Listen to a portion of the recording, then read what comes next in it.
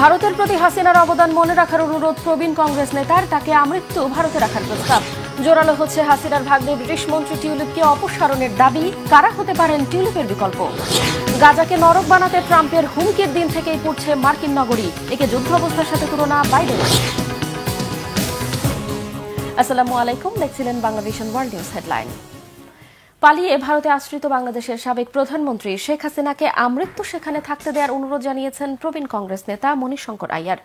Press trust of India, Hindustan Times সহ একাধিক গণমাধ্যমে দেওয়া সাক্ষাৎকারে ভারতের সাবেক মন্ত্রী ও কূটনীতিক আইয়ার বলেন, হাসিনা ভারতের জন্য অনেক ভালো কাজ করেছেন, যা ভুলে গেলে চলবে না। ভারত সরকার হাসিনাকে শরণার্থী হিসেবে আশ্রয় দেয় স্বস্তি প্রকাশ করে তিনি বলেন, তিনি যতদিন চান ততদিন যেন তাকে সেখানে থাকতে দেয় সরকার। বাংলাদেশে হিন্দু নির্যাতনের খবরকে অতিরঞ্জিত বলেও স্বীকার করেছেন তিনি। বলেছেন, বাংলাদেশে হিন্দুদের উপর হামলার বিষয়টি সত্য হলেও মূলত হাসিনার দলের সমর্থক হওয়ায় তারা আক্রান্ত হয়েছে। ষোড়শ এপিজে সাহিত্য উৎসবে অংশ নিতে শনিবার কলকাতায় যাওয়া আইয়ার এই সাক্ষাৎকার দিয়েছেন। ছাত্র জনতার অভ্যুত্থানে গত বছরের 5 আগস্ট দেশ ছেড়ে পালিয়ে ভারতে আশ্রয় নেন হাসিনা। হত্যার বিচারের জন্য তাকে ফেরত চেয়ে বাংলাদেশের চিঠি দেওয়ার পর গত সপ্তাহে হাসিনার ভিসার মেয়াদ বাড়ানোর খবর দিয়েছে ভারতের একাধিক গণমাধ্যম। এদিকে বাংলাদেশের সাবেক প্রধানমন্ত্রী শেখ হাসিনার ভাগ্নি ব্রিটেনের সিটি মিনিস্টার টিউলিপ সিদ্দিককে দায়িত্ব থেকে সরিয়ে দিতে লেবার পার্টির ভেতরে বাইরে চাপ বাড়াচ্ছে দিনের পর দিন। টিউলিপের মন্ত্রিত্ব কেড়ে নিতে ব্রিটিশ প্রধানমন্ত্রী কিয়ার স্টারমারের প্রতিও আহ্বান জানিয়েছেন প্রধান বিরোধী দল কনজারভেটিভ পার্টির প্রধান কেমি ব্যাডেনোচ। সামাজিক মাধ্যম এক্সে তিনি বলেছেন, দুর্নীতি বিরোধী মন্ত্রীর বিরুদ্ধেই উঠেছে দুর্নীতির অভিযোগ। টিউলিপের কারণে সরকার নিজেদের আর্থিক সংকট সমাধানে নজর দিতে পারছেন না বলেও মন্তব্য করেছেন কনজারভেটিভ এই নেতা। শহীদ আরাফাতের ডেস্ক রিপোর্টে বিস্তারিত। ফ্ল্যাট উপহার নেয়া ও অর্থ আত্মসাতে সহায়তার অভিযোগে কয়েকদিন ধরে আলোচিত শেখ হাসিনার ভাগ্নি ও যুক্তরাজ্যের সিটি মিনিস্টার টিউলিপ সিদ্দিককে এবার যুক্তরাজ্যের কনজারভেটিভ পার্টিও ছাড় দিল না। দলটির প্রধান কেমি ব্যাডেনোস টিউলিপের বরখাস্তের জন্য দেশটির প্রধানমন্ত্রী কিয়ার স্টারমারের প্রতি আহ্বান জানিয়েছেন। রবিবার ব্রিটিশ সংবাদ মাধ্যম বিবিসির প্রতিবেদনে এমনটি উঠে আসে। সোশ্যাল মিডিয়া এক্সে দেয়া এক পোস্টে কনজারভেটিভ পার্টির এই নেতা বলেন, কিয়ার স্টারমার যাকে দুর্নীতি বিরোধী মন্ত্রী হিসেবে নিয়োগ দিয়েছেন তার বিরুদ্ধেই এখন দুর্নীতির অভিযোগ উঠেছে। টিউলিপ সিদ্দিকের কারণে যুক্তরাজ্য সরকার তাদের নিজেদের তৈরি আর্থিক সমস্যা সমাধানে মনোনিবেশ করতে পারছে না বলে অভিযোগ করেন কেমি ব্যাডেনোচ। প্রধানমন্ত্রী কিয়ারকে ইঙ্গিত করে কেমি বলেন, টিউলিপ সিদ্দিককে বরখাস্ত করার সময় এসেছে। ব্রিটেনের বিরোধী দল কনজারভেটিভ পার্টির এমপিরা টিউলিপের উদ্দেশ্যে বলেন, ফ্ল্যাট উপহার পাওয়ার বিষয়ে গ্রহণযোগ্য ব্যাখ্যা দিতে না পারলে তিনি যেন ট্রেজারি মন্ত্রী পদ থেকে পদত্যাগ করেন। টিউলিপকে সম্পত্তির লেনদেনের বিষয়ে অবস্থান স্পষ্ট করতে বলেছেন তারা। কি ঘটেছে, কেন ঘটেছে এসব ব্যাখ্যা না দিতে পারলে মন্ত্রী হিসেবে টিউলিপ কাজ চালিয়ে যেতে পারেন না বলেও মন্তব্য করেন বিরোধী দলীয় নেতারা। টিউলিপকে নিয়ে বাংলাদেশের অন্তর্বর্তীকালীন সরকারের প্রধান উপদেষ্টা ডক্টর মোহাম্মদ ইউনূসের মন্তব্যের পরই কনজারভেটিভ পার্টির নেতা কেমি ব্যাডেনোস এই মন্তব্য করেন। প্রধান উপদেষ্টা ডক্টর মোহাম্মদ ইউনূস সম্প্রতি সানডে টাইমসকে বলেছিলেন, টিউলিপ সিদ্দিককে তার খালা শেখ হাসিনার ঘনিষ্ঠদের দেয়া লন্ডনের সম্পত্তিতে বসবাস করার বিষয়ে ক্ষমা চাওয়া উচিত।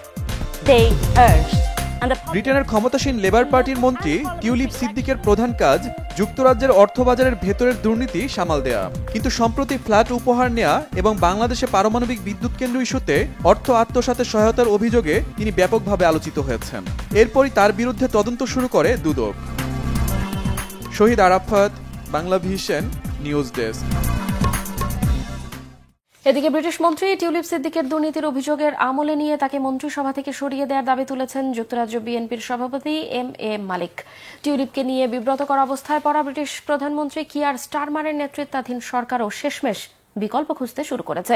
সম্ভাব্য বিকল্প হিসেবে আলোচনায় উঠে এসেছে লেবার পার্টির একাধিক এমপির নামও। এমন অবস্থায় কৌশলী পদক্ষেপে মন্ত্রিত্ব টেকাতে পারবেন কি টিউলিপ? কি আছে ব্রিটিশ এই মন্ত্রীর ভাগ্যে? বিস্তারিত জানাচ্ছেন Imran Mahmud. Jolie was released from prison 3 months. এবার টিউলিপের বিকল্প খুঁজছে ব্রিটিশ সরকার। যুক্তরাজ্যের ক্ষমতাসীন লেবার পার্টির মন্ত্রী টিউলিপ সিদ্দিকের জায়গায় কাকে দায়িত্ব দেওয়া যায় তা ভাবছেন ব্রিটিশ প্রধানমন্ত্রী কিয়ার স্টারমার। প্রধানমন্ত্রীর দপ্তর 10 নম্বর ডাউনিং স্ট্রিট সম্ভাব্য কয়েকজন প্রার্থীর নাম বিবেচনায় নিয়ে কাজ করছে। বৃহস্পতিবার যুক্তরাজ্যের সংবাদ মাধ্যম দ্য টাইমসে প্রকাশিত এক প্রতিবেদনে এ তথ্য জানানো হয়েছে। এর আগে শেখ হাসিনা ও শেখ রেহানার পর দুর্নীতির অভিযোগ ওঠে টিউলিপ সিদ্দিকের বিরুদ্ধে। অভিযোগ রয়েছে তিনি আওয়ামী লীগের ঘনিষ্ঠ এক ব্যবসায়ীর কাছ থেকে যুক্তরাজ্যে প্রায় 10 কোটি টাকা মূল্যের একটি ফ্ল্যাট পেয়েছেন বিনামূল্যে। যুক্তরাজ্য ভিত্তিক সংবাদ মাধ্যম দ্য টেলিগ্রাফে প্রকাশিত এক প্রতিবেদনে বলা হয়, তিনি ক্ষমতার অপব্যবহার করে 2019 সালে ক্রিকেট বিশ্বকাপে 2টি ম্যাচ দেখেছেন বিনামূল্যে। এমন অবস্থায় প্রশ্ন উঠেছে, তার বিরুদ্ধে এত অভিযোগ আসার পরেও কি তিনি টিকে যাবেন ব্রিটিশ পার্লামেন্টে?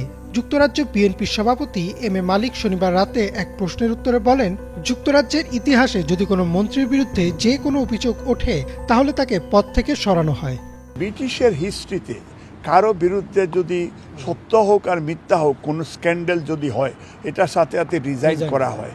তো টিউলিপ যেহেতু ওই বেহায়া হাসিনার রক্তের এবং তার বোনের এই বউ তার ক্রিমিনাল, এই জনগণে তাকে বুটি দেওয়া উচিত ছিল না। আগে আমরা জানতাম না। আমি মনে করি আমাদের এই টিউলিপের resignation as soon as possible, অথবা তাকে বরখাস্ত করা হোক। একই আভাস দিচ্ছে দেশটির সরকারও। ইতিমধ্যেই টিউলিপের বিকল্প খোঁজা শুরু করেছে ব্রিটিশ প্রধানমন্ত্রী। দ্য টাইমসে প্রকাশিত প্রতিবেদন অনুসারে টিউলিপের পদে যারা আসতে পারেন তাদের মধ্যে আছেন অর্থমন্ত্রী রেচেল রিভসের দুই সহযোগী অ্যালিস্টার স্ট্যাথার্ন ও ইমোজেন ওয়াকার, প্রযুক্তি বিষয়ক মন্ত্রীর পার্লামেন্টারি প্রাইভেট সেক্রেটারি ক্যালাম অ্যান্ডারসন, পরিবেশ বিষয়ক মন্ত্রীর পিপিএস কনিক্স নারায়ণ, বিচার বিষয়ক মন্ত্রীর পিপিএস জর্জ সিমন্স ও রাচেল ব্লেক। এছাড়াও বিবেচনায় আসতে পারেন অ্যাটর্নি জেনারেল লুসি রিগবি ও অর্থনীতিবিদ টরস্টেন বেল। এমন অবস্থায় প্রশ্ন উঠেছে ব্রিটিশ পার্লামেন্টে টিউলিপের ভবিষ্যৎ নিয়ে। ৫ আগস্ট বাংলাদেশ থেকে ক্ষমতাচ্যুত হয়ে ছোট বোন শেখ রেহানার সাথে ভারতে পালিয়ে যান শেখ হাসিনা। এরপর একে একে সামনে আসতে থাকে শেখ পরিবারের বিভিন্ন সদস্যের দুর্নীতির প্রমাণ। এর ধারাবাহিকতায় ফেঁসে যান শেখ রেহানার মেয়ে ও যুক্তরাজ্যের অর্থ মন্ত্রণালয়ের অর্থনীতি বিষয়ক মন্ত্রী টিউলিপ সিদ্দিকও। ইমরান মাহমুদ, বাংলাভিশন। আগামী ৫ ও ৬ ফেব্রুয়ারি যুক্তরাষ্ট্রের ওয়াশিংটন ডিসিতে হতে যাচ্ছে ন্যাশনাল প্রেয়ার ব্রেকফাস্ট। সেখানে আমন্ত্রণ পেয়েছেন বিএনপির ভারপ্রাপ্ত চেয়ারম্যান তারেক রহমান, মহাসচিব মির্জা ফখরুল ইসলাম আলমগীর ও স্থায়ী কমিটির সদস্য আমির খসরু মাহমুদ চৌধুরী। ৭০ বছরের পুরনো এই ঐতিহ্যবাহী আয়োজনের সাথে জড়িয়ে আছে সাবেক মার্কিন প্রেসিডেন্টদের নাম। কি এই ন্যাশনাল প্রেয়ার ব্রেকফাস্ট, কেন একে বলা হয় রাজনৈতিক সম্পর্ক উন্নয়নের রেডি অপরচুনিটি? বিস্তারিত মীর ফজলে রাব্বির ডেস্ক রিপোর্টে। আগামী ফেব্রুয়ারি মাসে অনুষ্ঠিত হতে যাওয়া ন্যাশনাল প্রেয়ার ব্রেকফাস্টে যোগদানের আমন্ত্রণ পেয়েছেন বিএনপির ভারপ্রাপ্ত চেয়ারম্যান তারেক রহমান, মহাসচিব মির্জা ফখরুল ইসলাম আলমগীর ও স্থায়ী কমিটির সদস্য আমির খসরু মাহমুদ চৌধুরী। তবে ঢাকার মার্কিন দূতাবাস বলছে, ন্যাশনাল প্রেয়ার ব্রেকফাস্ট নামে কোনো অনুষ্ঠানের সঙ্গে যুক্তরাষ্ট্র সম্পৃক্ত নয়। ফলে প্রশ্ন উঠছে, কি এই ন্যাশনাল প্রেয়ার ব্রেকফাস্ট অনুষ্ঠান, এর আয়োজক কারা এবং আন্তর্জাতিক রাজনীতিতে এর গুরুত্বই বা কতটুকু? যুক্তরাষ্ট্রের ন্যাশনাল প্রেয়ার ব্রেকফাস্ট অনুষ্ঠানটি আগামী ৫ ও ৬ ফেব্রুয়ারি ওয়াশিংটন ডিসিতে অনুষ্ঠিত হবে। যুক্তরাষ্ট্র সম্পৃক্ততার কথা নাকচ করলেও ৭০ বছরের পুরনো এই ঐতিহ্যের সাথে জড়িয়ে আছে দেশটির সাবেক প্রেসিডেন্টদের নাম। এমনকি মার্কিন এই বার্ষিক অনুষ্ঠানটি প্রথমে প্রেসিডেন্সিয়াল প্রেয়ার ব্রেকফাস্ট নামেই পরিচিত ছিল। পরে ১৯৭০ সালে এর নামকরণ করা হয় ন্যাশনাল প্রেয়ার ব্রেকফাস্ট। এই বার্ষিক ইভেন্টে প্রার্থনা, রাজনীতি এবং ব্যবসাসহ সমসাময়িক গুরুত্বপূর্ণ বিষয় উঠে আসে। তাই এতে যোগদান মার্কিন প্রেসিডেন্টদের জন্য একটি প্রধান বিষয় হয়ে উঠেছে।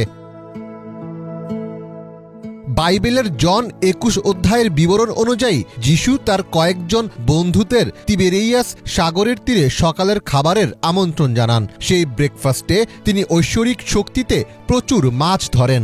মানুষের একত্র হওয়া, একসঙ্গে খাবার খাওয়া, বন্ধুত্ব গড়া ও প্রার্থনার গুরুত্বের কথা মনে করিয়ে দেন তিনি। সেই ঘটনা থেকে অনুপ্রেরণা নিয়ে ১৯৩৫ সালের এপ্রিল মাসে ওয়াশিংটনের সিয়েটেলে ১৯ জন ব্যবসায়ী এক সংকটময় পরিস্থিতি মোকাবেলায় একত্র হন। এরপর ধীরে ধীরে আরও অনেক ব্রেকফাস্ট দল গড়ে ওঠে। পরে মার্কিন কংগ্রেসের সিনেট এবং হাউস অব রিপ্রেজেন্টেটিভেও এমন ব্রেকফাস্ট দল গঠন করা হয়। ১৯৫৩ সালে প্রথম মার্কিন প্রেসিডেন্ট হিসেবে ডুইট ডি আইজেনহাওয়ার এই ব্রেকফাস্ট সভায় অংশগ্রহণ করেন এবং পরবর্তী মার্কিন প্রেসিডেন্টরাও তার পদাঙ্ক অনুসরণ করেন। যুক্তরাষ্ট্রের ডেমোক্রেট দলের রাজনীতিবিদদের মধ্যে ন্যাশনাল প্রেয়ার ব্রেকফাস্ট নিয়ে বেশ অনীহা লক্ষ্য করা যায়। ২০১০ সালে তৎকালীন মার্কিন প্রেসিডেন্ট বারাক ওবামাকে এই অনুষ্ঠানে অংশগ্রহণ করা থেকে বিরত থাকার অনুরোধ জানায় কংগ্রেস নেতাদের একাংশ। তবে ডোনাল্ড ট্রাম্প ক্ষমতায় আসার পর এই আয়োজন আবারও প্রাণ ফিরে পায়। এরপর ২০২৩ সালে প্রেসিডেন্ট জো বাইডেনকে এই আয়োজনের প্রথা ভেঙে দেওয়ার আহ্বান জানায় সমকামীদের গ্রুপসহ বিভিন্ন গোষ্ঠী। ফলে আগামী আগামী মেয়াদে ডোনাল্ড ট্রাম্প আবারও ক্ষমতা গ্রহণের সাথে ন্যাশনাল প্রেয়ার ব্রেকফাস্টের তাৎপর্য গভীরভাবে জড়িত বলে মনে করছেন অনেকে। But this morning we come together as one nation blessed to live in freedom and grateful to worship in peace. এই অনুষ্ঠানে ধর্মীয় নেতাদের পাশাপাশি উচ্চপদস্থ মার্কিন কর্মকর্তা ও গুরুত্বপূর্ণ ব্যক্তিদের আমন্ত্রণ জানানো হয়। এছাড়া বিশ্বের বিভিন্ন দেশের গুরুত্বপূর্ণ রাজনীতিক ও জনপ্রিয় ব্যক্তিত্বদের অনেকেই এই অনুষ্ঠানে উপস্থিত থাকেন। এর আগে এই আয়োজনে এসেছিলেন পাকিস্তানের সাবেক প্রধানমন্ত্রী বেনজির ভুট্টো, তিব্বতের ধর্মীয় নেতা দালাই লামা, যুক্তরাজ্যের সাবেক প্রধানমন্ত্রী টনি ব্লেয়ার ও মাদার তেরেসা সহ অনেক গুরুত্বপূর্ণ ব্যক্তিরা। 2017 সালের ন্যাশনাল প্রেয়ার ব্রেকফাস্ট অনুষ্ঠানে সর্বোচ্চ 140টি দেশের প্রায় 4000 আমন্ত্রিত অতিথি উপস্থিত ছিলেন, যাদের মধ্যে প্রায় 3500 অংশগ্রহণকারী ছিলেন বিভিন্ন দেশের গুরুত্বপূর্ণ রাজনৈতিক ব্যক্তিত্ব। ফলে এই আয়োজনকে আন্তর্জাতিক রাজনীতিতে সম্পর্ক উন্নয়নের জন্য রেডি অপরচুনিটি হিসেবেও উল্লেখ করেন অনেকে। মীর ফজলে রাব্বি, বাংলা ভিশন।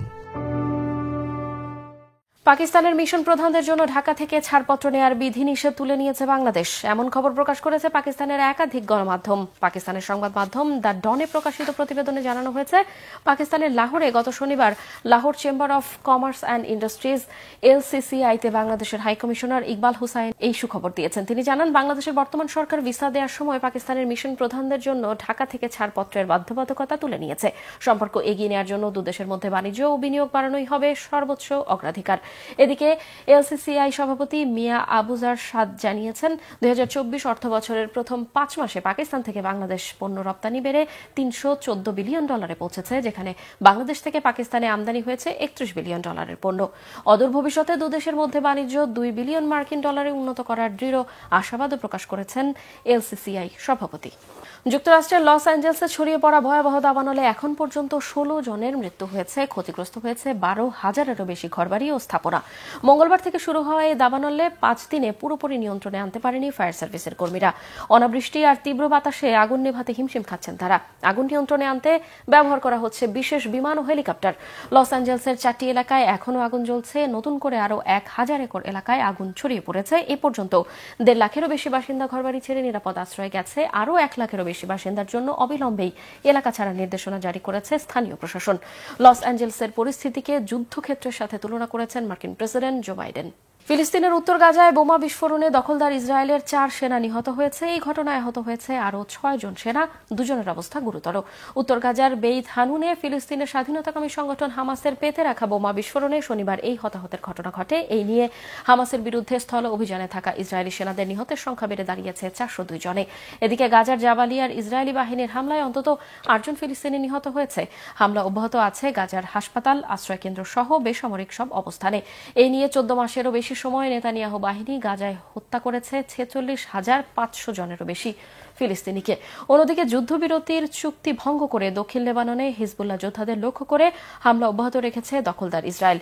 গাজায় যুদ্ধবিরতি আর জিম্মিদের মুক্ত করার মধ্যস্থতার জন্য কাতারের প্রতিনিধি পাঠাচ্ছে ইসরায়েলের প্রধানমন্ত্রী বেনিয়ামিন নেতানিয়াহু। তারপরও শীঘ্রই যুদ্ধবিরতির সম্ভাবনা দেখছেন না বিশ্লেষকরা। দর্শক, এই ছিল আজকের মতো, সাথে থাকায় ধন্যবাদ।